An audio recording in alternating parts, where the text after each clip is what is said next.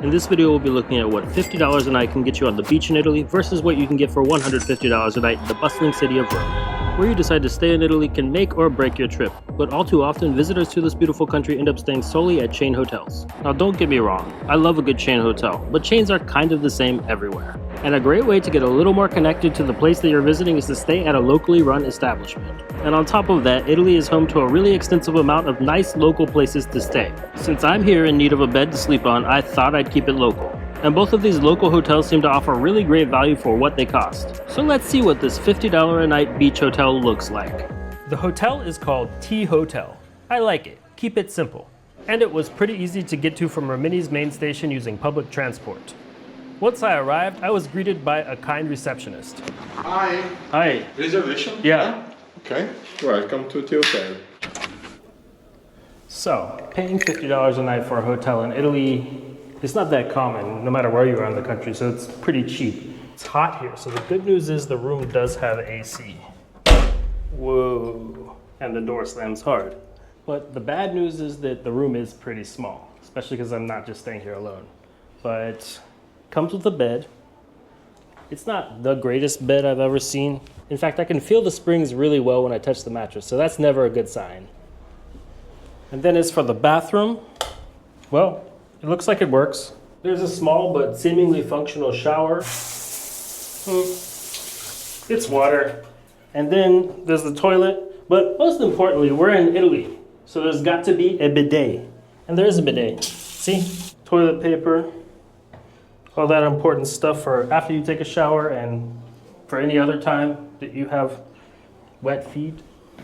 And then it's nice that they have some bedside lamps. Let's see if I can figure out how they work, because there's no switch. But they're there.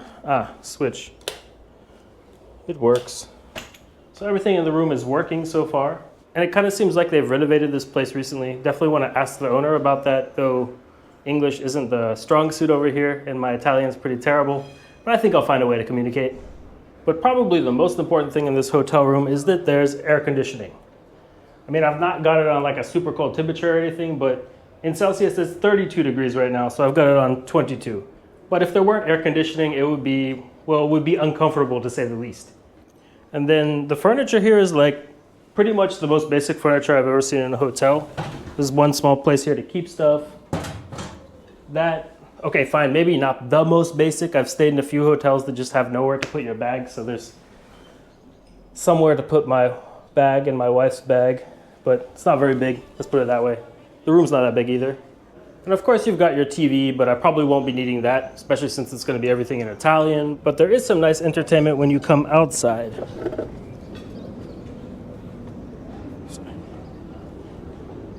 So first off, there's this tram-like bus thing. Well, basically it's an electric bus, I guess, that took me over here from the train station, and it's just right over there, a block and a half away. And then there's a trattoria right behind me underneath the hotel across the street, and there's a bunch of other restaurants and cafes around here, so it's a pretty nice area, but it's also not that loud. I can tell because right now it's lunchtime. It's like a little bit before 1 p.m. Well, okay, it's approaching after lunchtime, but usually it'll be loud somewhere in Italy where it's loud right now. And it's not, so I think it's going to be pretty okay. But I do have to say, as is kind of common in Southern Europe, the isolation or sound isolation in this hotel room is not that great. So I'll definitely find out for sure tonight if it's really not loud, but it seems like it won't be. And looking both ways down the street, you've got a pretty nice view. So one side, you've got the sea, and then on the other side, there's the mountains. To be fair, you can't see that much of either of them, but they're both just a short distance away, so it's hard to beat that. But I've only been on this balcony for like 3 or 4 minutes filming this, and it's already starting to get pretty hot. I feel the pearls of sweat forming on my forehead, and I think I'm gonna head back into the AC. Just testing the bed out now. It's not gonna be the most comfortable place to sleep, but I do think it'll get the job done. At least I really hope. Well, I was under the impression that they had a free private beach as a part of this hotel, but actually the definitions of free and paid are not so clear. You're actually just paying for an umbrella, it turns out, and by law, there has to be a certain amount of space that's free on any paid beach, at least here in Rimini, so there's a free beach. I'm gonna go there. I don't need an umbrella. But first, I'm gonna stop by the grocery store and grab some food because I just took a nap and I'm starving. But in the end, I was walking over to the grocery store and I noticed a really good looking pizza place. So I stopped in there, got some pizzas, got a few things from the grocery store too. And now I'm over at the beach. And this place is just crazy. This is one of the biggest conglomerations of beach umbrellas that I've ever seen in my life. And on the other side, you've got the pristine Adriatic Sea. But I'm getting awfully hungry now, so I'm gonna go eat that pizza, and then I think I'll take a dip in this beauty. And cheap hotels aside, this beautiful beach is definitely reason enough to visit this part of Italy. But after some pretty good pizza and a little time in the water, it was time to head back to the hotel to see what it was like at night. Well, earlier today I wasn't quite sure exactly how loud this place would be, but it does turn out that towards the evening time it gets pretty loud. The restaurant across the street isn't even that big, but you can definitely hear people talking, and I imagine that'll go until about midnight. Then over there's the train tracks. The thing is, though, all of those hotels on the ocean front are charging like at least 150, if not 200 euros a night. And of course, as you already know, this place charged me about 50 a night. But that's what you get. That's the train right there. Not terrible, and well, it's kind of cool to watch the trains go by, to be honest. The freight trains are a little bit louder, though. So I guess tonight I'll find out just how often they ride on by. But so far, for a $50 hotel, this place is doing pretty good. So good night. Well, this bed wasn't as uncomfortable as it seems. I actually slept really well here. And one other perk of this $50 hotel is that it comes with free breakfast. So let's go check that out. Okay. Hot drink. Cappuccino. Cappuccino. Thank you. Breakfast looks pretty decent. But it also seems like I might be the only guest over at this hotel. I haven't seen anybody else staying here. So I mean, $50 to have the place all to yourself, even better. This croissant's got cream inside of it. Thankfully, for the sake of their business, I was wrong, and there are other people staying here. But this breakfast is really quite good. So my $50 stay at the T Hotel turned out to be pretty satisfactory in all honesty. But of course, it does take me some time to edit my videos, and I filmed this a few months ago. And I actually enjoyed my time in Rimini so much that I was considering going back and possibly staying at the same hotel. But it turned out that just around a month after my stay, this hotel closed its doors. So perhaps my concerns expressed at breakfast weren't so unfounded. That said, there are over 1,000 hotels in Rimini, and there's a few others that have pretty good prices too. Now, I can't say for sure if the T Hotel is closed for good or if perhaps they might open up under new ownership in the future. But either way, there was so much to see and do in Rimini that I made a whole other video about it. But now that we've got a good idea of what that $50 a night hotel is like, let's head on over to Rome and see what that $150 hotel a night is like. The most popular way to travel between the two cities would be on the high-speed train, but instead of the pricier high-speed train, I've opted for a combination of regional trains, and it only cost me 29 euros. That's about a 5-hour ride from Rimini all the way over to Rome via Falconata Marittima. So the first leg of the journey was quite a nice ride, but it seems like I'm going to wait over here in the kind of industrial town, or I don't even know what this is. Maybe they got coffee in the station, though. That would be nice. I'm really interested to see what that ride across the country, going through the mountains without going through too many tunnels, will be like. But I'm about to get off the train here in just a minute, so let's see if we can find some coffee. Looks like a station. The sea is just like right there. I don't think I'll actually venture out, although hypothetically I could just somehow go over to the beach just right there. When I was looking on the map, I didn't expect it to look like this. And when I just rolled in, it looked super industrial, but actually, this place is kind of cool. But actually, I think I will venture out into the town just a little bit. It's literally just right in front of the station. It seems to be Falconata Marittima. And there's no coffee in the station, so I'm going to go over to the Caffè Centrale. Got some traffic here this morning. I guess it's rush hour. It's like 8 a.m. Nice cafe. Ciao. Due cappuccini. Due cappucci, 3 euro. Okay, carta? Bene? Grazie. Well, since I've got an hour or so over here, I thought I'd just sit down to drink this cappuccino. It looks pretty decent. It's kind of nice how pretty much everywhere you have like a standard of pretty good coffee in Italy. Sometimes it's a little bit too dark roasted for me, but this looks right. Let's see how it is. Oh no, that's like a perfect coffee. Not too dark roasted at all. Very nice. Good job, Italy. Right next to the train station. And it's looking like everything's going to be on time. The train should be here in just a few minutes, and then we'll depart right on time. That's just about a 3.5-hour train ride over to Rome, right on time.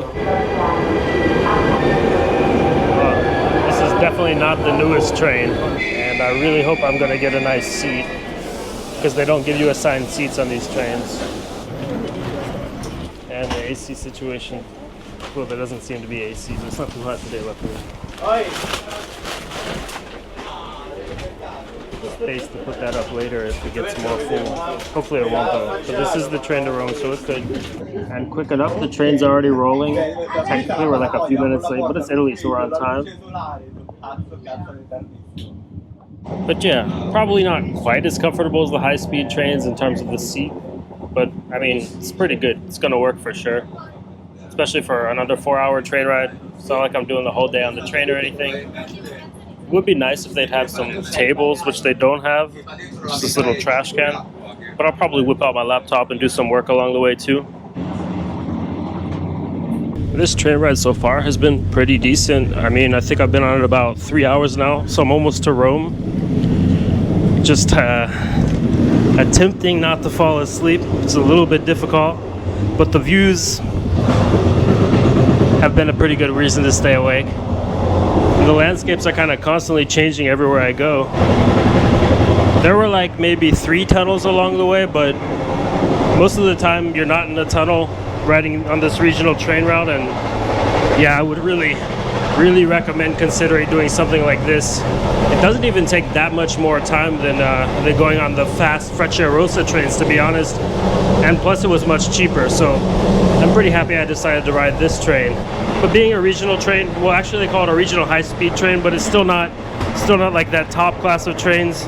So the amenities are pretty basic. I don't think there's any food or drinks for sale. There's this little kind of hole-in-the-ground style bathroom, and it's got a little bit of an aroma, but actually in Italy the bathrooms are usually pretty clean.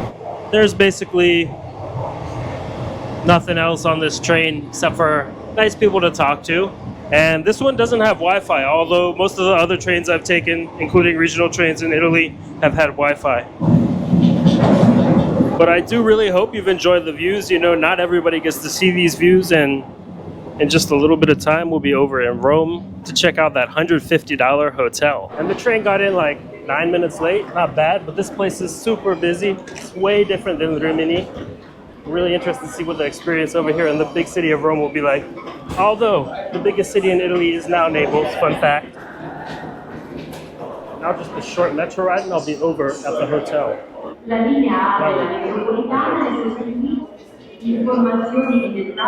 It's really quite a bit hotter over here in Rome. I've just been walking through this labyrinth of stations.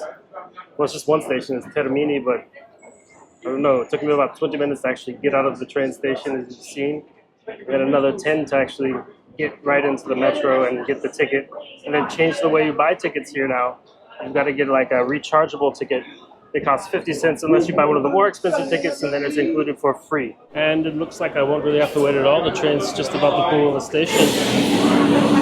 Still the same old metro they've got over here at Rome. They need to clean it, but it seems to still work. The inside's pretty clean though. Plastic, just like in New York City. Sort of comfortable, kind of like home. Free music.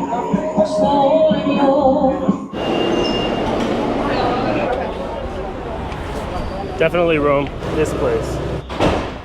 It is so loud out there and so quiet in here. David Greer, yes. Okay. Are you Stefano? Yes. Pleasure. Nice pleasure. To meet you. And here we are at the Lori House. This is that $150 hotel over in Rome that I was talking about, and it's pretty impressive. But there's a catch. I showed up, and the guy said that he'd rented out all of the cheaper rooms, which is what I booked. So $150 room. And instead, he gave me this massive, suite-like family room, as he called it, which is worth a whole lot more than $150. In fact, let me take you over here, and they say the maximum price is $350 per night. Maybe it's not always that much, but pretty good value. Didn't expect to get a room this big. And I really didn't realize that I was booking a place in such a pretty old Roman building. But what exactly does $150 get you? Well, first off, when we came in, he gave us a free water bottle. That's pretty nice. There's a TV here. And there's a view out to the construction site. But it's not that loud, at least right now. It seems like they have pretty decent sound isolation. That could have been a reason why we were upgraded though. Suspicious. Still, it's a nice room. There's a couch here, plenty of chill space, a chair, another chair, and let's see what the bed is like. I think it's okay. Oh, it's actually 2 beds. This will work quite well. I have to say, this one's just a little bit more comfy than that last one over in Rimini that I was at. And the decoration is pretty modest, but it's really nice too with this Roman stuff. It's always nice when you respect your city, even if Rome's not quite my favorite city in the world. And I mean, on the topic of being in Rome, the Lori House has a really great location. It's just a short walk away from Vatican City, and there are plenty of nice businesses around. But let's get back to checking out the room. And these hardwood floors are pretty cool too. I don't think the last one had hardwood floors, if I remember right. Just in case you want to get beautiful, I'm not going to be using that, I guess. And then more Rome. This thing. Those are really nice, and I should have set my bag on it, but I'll do that later. And it looks like this room links to another room, and basically this is in an old apartment building, so it's not really, I shouldn't have ever called it a hotel, although I think I might have. It's a bed and breakfast. And included in that price is breakfast, which I thought looked pretty nice when I booked it, but you can never really tell until you get to the place, of course. And then in here, a nice Italian bathroom. Important thing, bidet. And then there's the shower. It's a pretty basic shower, especially if you could imagine a family of 4 living in here. Although I didn't expect to get such a big room like this, I'll still review the room I'm in, right? And then as far as the toiletries go, it looks like everything is made in Italy here. The last place, that was not the case, so that's nice. And then let's just check how this looks. Oh yeah, it looks like it's fine. You need those over in America, don't you? A lot of places don't have those. And then Rome tends to get cold in the winter, but I'm here in the middle of the summer and it's pretty hot, so I'm not going to be using that heater, but I am using this AC. Let's see, right now it's set to about 21 degrees, that seems about right. And there's plenty of space in this place. That's really what I like about it the most. But yeah, $150 in Rome, $50 in Rimini. I'm really gonna have to see what the breakfast is like tomorrow, because that $50 hotel did a pretty good job. I mean, the room was way smaller and much more modest, but the staff was just amazing and the place was still pretty functional. And I guess breakfast is a really big factor for me, because their breakfast was really, really good over there. So once we get breakfast tomorrow, we'll be able to determine the winner of this. But one thing is for sure, both of these hotels are very representative of the high quality local businesses that you'll find all over the country of Italy. So even though we can only have one winner, and I haven't spent that much time in this hotel yet, I can tell that both of them are quality places. The construction's maybe a little bit louder than I would have thought actually with the sound isolation. So that's definitely another point off for this $150 hotel. Looks like they're redoing the tram lines or something like that. Must be going on for months here. But now it's time for breakfast. And it's a much smaller breakfast than that other place. But it's still a breakfast, it looks nice. But this is a much more typical Italian breakfast. Cappuccino and something sweet, and that's it. So I mean, this breakfast was your standard mid-tier Italian breakfast. Absolutely no complaints about it. But the T Hotel did have a much more impressive breakfast, and it cost a third of the price to stay there. So if only the T Hotel had managed to stay open, it would have definitely won this little hotel battle. I mean, the people working at both places were just awesome, so it's really a tie there. But when it comes down to it, Rome has become a super expensive city to visit. So even if my stay at the Lori House did cost about 3 times more than my stay at the T Hotel, it does still represent one of the better deals you'll be able to find in Rome these days. And even though the Lori House only won by default, I don't feel bad about it winning at all, and I'd definitely stay there again. But that brings my time here in Italy to an end. Plus, I've got travel videos coming out on a weekly basis, and many of them will show you other cool hotels around the world. So make sure to subscribe to stay in the know. But that's all for this one. So thanks so much for watching. Have a great day, and I'll catch you all in the next one. I really wonder whose shoes those are.